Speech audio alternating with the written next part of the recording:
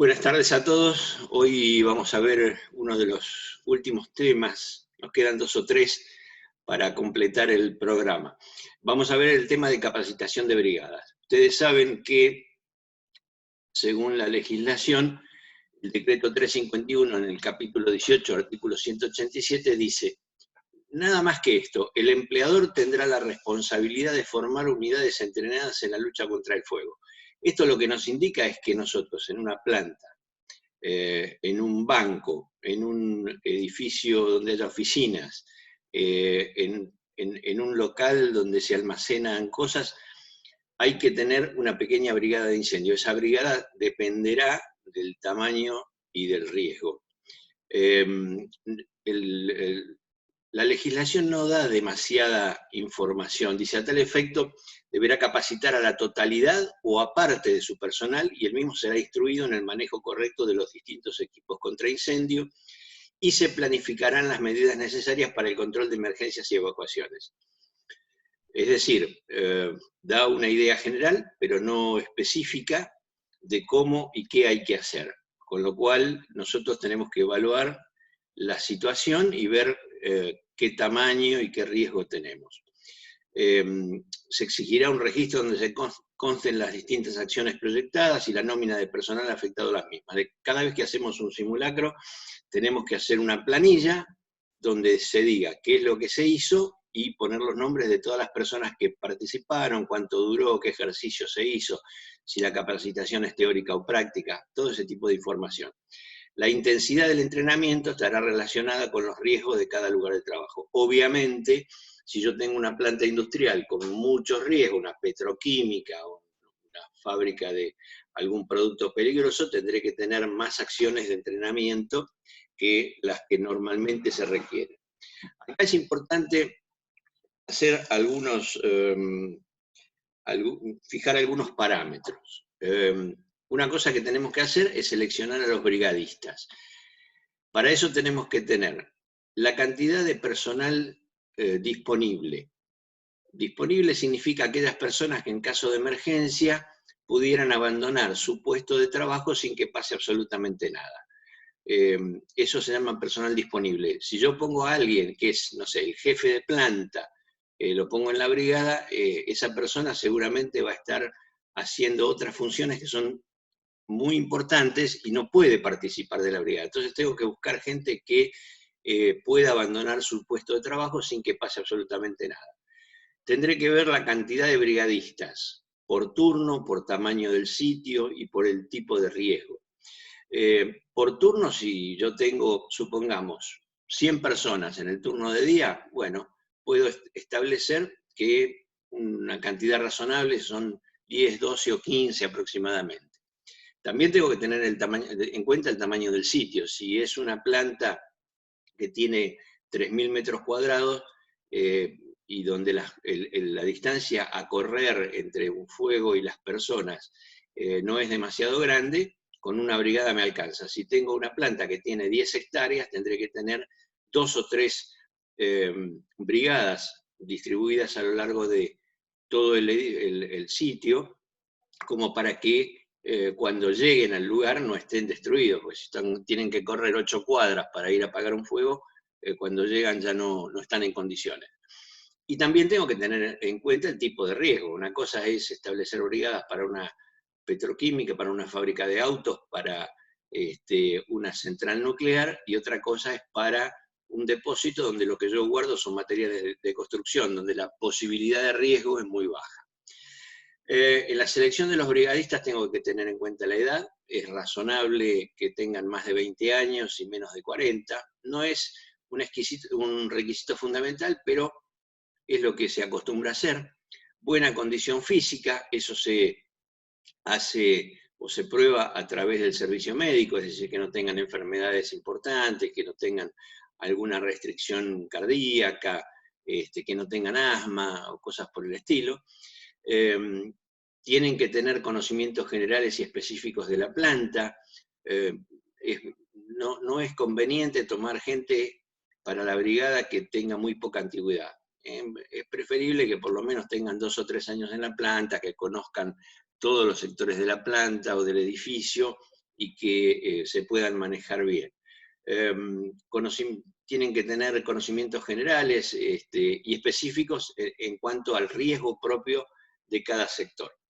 Se los puede elegir por especialidad. Por ejemplo, tengo que tener un par de electricistas como para que me corten la corriente, un par de personas de la parte de mantenimiento para que puedan operar las bombas y las válvulas. Es decir, cuando se busca por especialidad, no necesariamente estoy diciendo que necesito bomberos, sino personas que conozcan la planta y sepan dónde abrir una válvula o cerrar un interruptor o hacer alguna maniobra. Tienen que tener disponibilidad para participar en la emergencia. Esto es lo que decíamos antes: si hay una emergencia, esa persona tiene que tener la posibilidad de participar sin dejar nada descuidado. Tienen que tener vocación y voluntarismo. Vocación significa que te gusta lo que vas a hacer y que tenés voluntad de hacerlo. Voluntarismo es la voluntad de participar en esa brigada porque te gusta, porque querés cuidar tu puesto de trabajo, porque tenés voluntad de hacer las cosas para proteger a los demás. Y es importante que en las brigadas participen hombres y mujeres. La función de extinción de incendios o de evacuar un edificio o de auxiliar a las personas que puedan estar en riesgo no tiene que estar limitado a una brigada solamente de hombres. En general, mi experiencia por lo menos me dice que cuando hay mujeres en las brigadas la cosa funciona muy bien y se puede hacer esa combinación sin ningún tipo de problemas. Luego, una vez que los tengo seleccionados, el grupo dependerá del tamaño de la planta, repito, pero supongamos que son 10, 12, 15 personas. Yo tengo que hacer una capacitación y una formación. La capacitación tiene que ser primero teórica, para que sepan el triángulo del fuego, el tetraedro, los tipos de matafuego, cuál es la instalación que yo tengo, cómo se arma una manguera, es decir, todo lo que es la capacitación teórica y el reconocimiento de los riesgos, y si hay riesgos especiales, bueno, enseñarles cómo extinguirlos, cómo dominarlos, cómo neutralizarlos. Luego habrá una parte práctica. La parte práctica es apagar fuegos con matafuegos, con los distintos tipos de matafuegos, cómo se arma una línea de manguera, cómo se ataca un fuego, cómo se usa un equipo de respiración, si es que lo tienen, un autónomo, cómo se anula un riesgo cerrando válvulas para que no circulen combustibles. Es decir, toda la parte teórica y práctica se va haciendo. Lo razonable es, por lo menos una vez por mes, hacer una capacitación, sea teórica, práctica o las dos. Se puede hacer 1 hora y media de capacitación teórica, 1 hora y media de una práctica. Luego requiere un entrenamiento. El entrenamiento es hacer las prácticas y irlas repitiendo en el tiempo y hacer simulaciones, o sea, prender un fuego y que lo apaguen, armar una línea de manguera contratiempo, es decir, hacer un entrenamiento. Y finalmente, una disponibilidad de esa capacitación, o sea, que la gente pueda concurrir, no que no los dejen, porque a veces los jefes no lo dejan concurrir y eso no es bueno. Entonces, estaría muy bueno que esto se difunda y se sepa cómo hacer. La práctica es normalmente armar un ejercicio con una batea, con matafuegos, combustible, con la gente con su ropa de trabajo, es decir, que nadie se lastime, sino que esté todo el mundo cuidado, y tiene que haber un instructor que conozca bien el tema como para poder guiarlo. ¿Qué material es necesario para una capacitación? Por ejemplo, para extinguidores necesitaríamos una batea chica de unos 50 por 50 y una batea mediana de 1 metro cuadrado. Lo importante es que puedan apagarlo. Eso ya lo vimos cuando vimos los matafuegos y cuando vimos los simulacros o las prácticas con matafuegos. Una pila de papel de 1 metro cúbico, papel, madera, trapos, unos palets, un hisopo de caño, 50 litros de agua para hacer un fondo en la batea y arriba poner el combustible que voy a prender fuego, queroseno, aceite, un poco de nafta para prender, y matafuegos de lo que tengan en la planta, de agua, de CO2, de polvo, de espuma, de halon, es decir, una cantidad como para que todos practiquen en función de la cantidad de matafuegos que yo tengo en la planta y además la cantidad de gente que lo pueda usar. Lo importante es que lo usen, que puedan practicar. Obviamente todo el mundo protegido con casco, guantes, calzado adecuado, lo que haga falta. Un espacio abierto en un lugar que no tenga ningún tipo de riesgo y algo como para prender el fuego. La práctica de extinción, ahí tienen por ejemplo un ejemplo, es una batea de 50 por 50, se usa con un poco de combustible, se pone aceite, que no es un combustible muy complicado, y un chorrito de nafta, se prende fuego, se deja arder aproximadamente 1 minuto, y cuando tenga un poco de temperatura se empieza a practicar. En este caso, una práctica con matafuegos de CO2. Lo importante es que la gente reconozca el fuego, pueda hacer la función de extinción, sepa cómo acercarse al fuego, cómo ponerse a favor del viento, cuál es la posición en que va el matafuego, cuál es la posición en que se debe atacar las llamas, desde dónde. Es decir, todas las cosas que en algún momento vimos en el uso de los matafuegos, aquí estaría aplicado directamente a un ejercicio, un simulacro.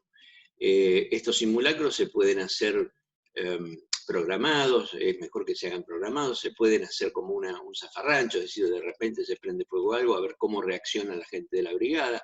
Recordemos que tenemos que tener un sistema de convocatoria, una alarma, una sirena, un algo que determine que la brigada tiene que reunirse y atacar un fuego. Es bueno que los extinguidores que se usen funcionen bien, que estén revisados. Se los puede usar un poco antes de mandarlos a cargar, como para no desperdiciarlos, sino que, bueno, los vamos a mandar a cargar la semana que viene, los usamos esta semana y se los manda directamente vacío. Las prácticas se pueden hacer, una batea se puede hacer con un medio tambor cortado. Lo importante es que la gente pueda saber cómo se usa el matafuego, qué sentís cuando estás cerca del fuego, que sientan el calor, que no se lastimen, eso es muy importante, tiene que haber alguien que controle la situación.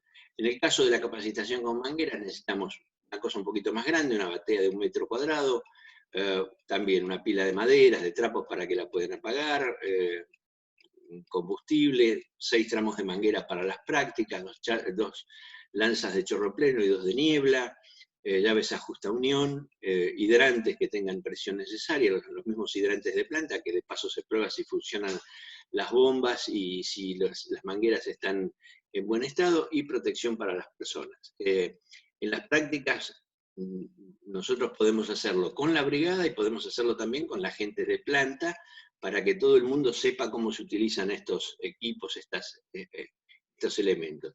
Es importante practicar el tendido de mangueras, cómo se recupera, cómo se enrolla luego la manguera de usarla, cómo se hace el mantenimiento. Son ejercicios simples, pero que en la medida que pasa el tiempo y la gente va practicando, van aprendiendo todas las técnicas de extinción y de armado de una línea de ataque. También se pueden hacer prácticas de rescate con camillas, como para que la gente de la brigada sepa cómo aferrar a una persona a una camilla y transportarla correctamente. Es bueno que en las prácticas trabajen con el equipo que tienen, el equipo propio, sea los trajes de bombero, los cascos, o si tienen equipamiento de la brigada. En las prácticas se puede dar el tamaño que se quiera. Aquí, por ejemplo, se usa una garrafa de gas y un incendio de gas si en la planta tengo gas. Si no tengo gas, voy a hacer una simulación que no tiene nada que ver con la planta. El tema de las brigadas es bueno que estén identificados de alguna manera. Se los puede identificar con un tipo de mameluco, con un cuellito colorado, con un brazalete, es decir, eso le da entidad a la brigada, y a la gente está bueno que sepan que pertenecen a la brigada.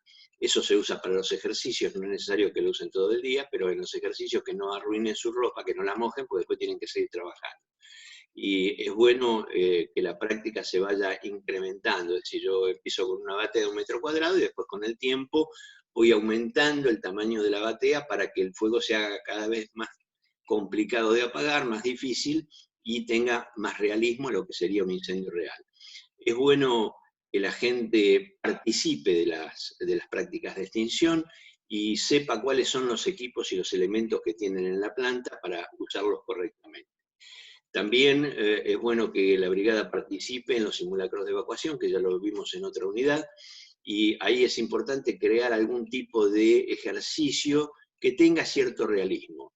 Se necesita, por ejemplo, potes fumígenos o una máquina de hacer humo, de esas que se usan en los recitales, un megáfono para dirigir a la gente, silbatos, brazaletes, pecheras, radios para intercomunicarse, alarmas fijas o bocinas navales que son muy baratas y se pueden tener como para generar la situación de emergencia. Si hay una camilla, una silla de ruedas, establecer el punto de reunión, hacer siempre una planilla de asistencia, es decir, una vez que terminó el ejercicio, pasar lista para ver quiénes están. Es bueno filmar o sacar fotos para que eso quede asentado, especialmente para mostrarle al seguro. Si tuvieran algún sistema de cobertura, es bueno que se contrate una ambulancia como para hacer el simulacro completo. Es decir, hay muchas formas de hacer una práctica de evacuación, pero está bueno que la gente participe, que la brigada participe y que la gente lo haga cada vez mejor. Respecto a hacer humo, por ejemplo, para hacer prácticas con equipo de respiración o con máscara, se pueden usar los llamados potes fumígenos, que son los que ustedes van a ver alguna vez en las canchas de fútbol. Esos potes dan una cantidad de humo importante y permiten crear un ambiente más o menos real sin ningún tipo de riesgo para las personas. Los potes fumígenos son económicos, se venden en las casas de pirotecnia y ayuda también tener algún tipo de bocina naval o de aire que me permita establecer el llamado de la brigada, un sistema de emergencia si no tengo alarma, y bueno, es una forma de hacer la citación de la brigada. Lo de la brigada da para mucho más, es muy largo el tema, pero aquí lo que tenemos es un resumen básico que es una explicación que les permitirá establecer los parámetros necesarios para entrenar una brigada. Muy bien, gracias por todo y buenas tardes.